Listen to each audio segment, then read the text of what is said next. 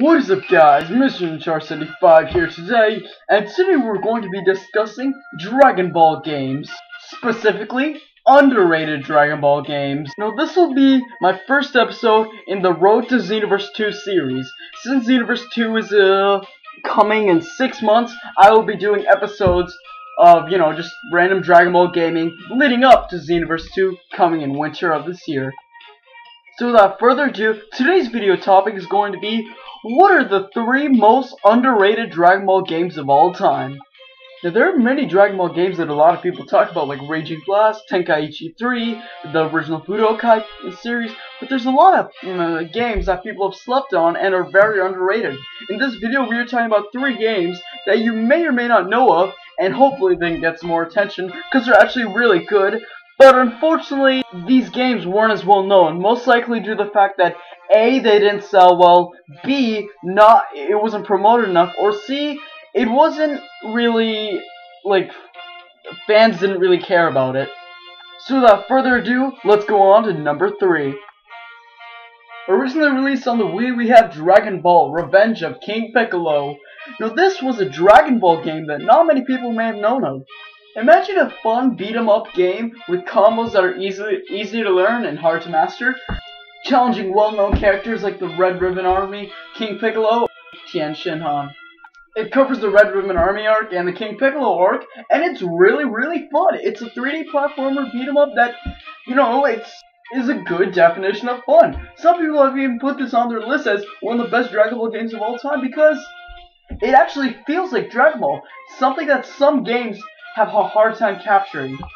So please, if you still have a Wii, pick this game up. It's worth it. Moving on to number 2, we have Dragon Ball Z Burst Lemon for the Xbox 360 and PS3.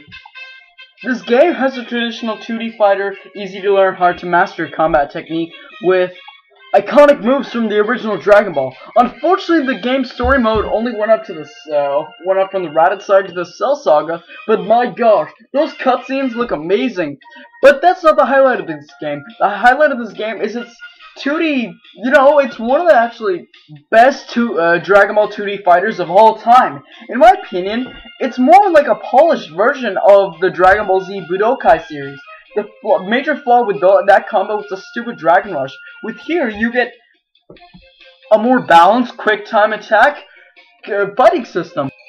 Oh, and can I just say though, this game has the best CPU of any Dragon Ball game of all time. Now, I'm not one to watch a CPU go on a CPU, but man, this is one of the few games where I actually enjoy watching those.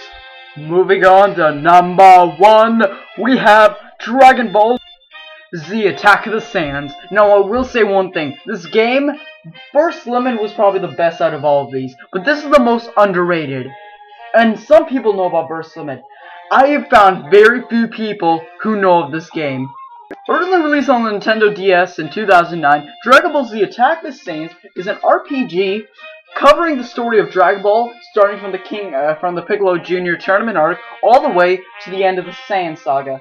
Now, you're probably thinking, whoa, that's barely any, that's only like 2 sagas. Come on, this game has to be trash, Ninja Star.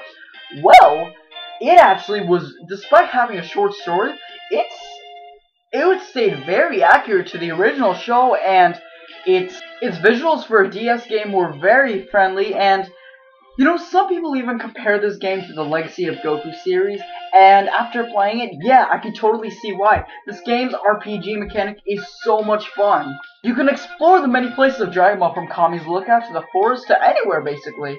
And for an RPG, its fighting mechanics were actually pretty good.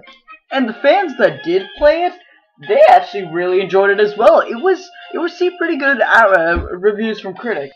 I believe it most likely didn't sell well because A, it was on the original Nintendo DS, and B, it wasn't really advertised that much.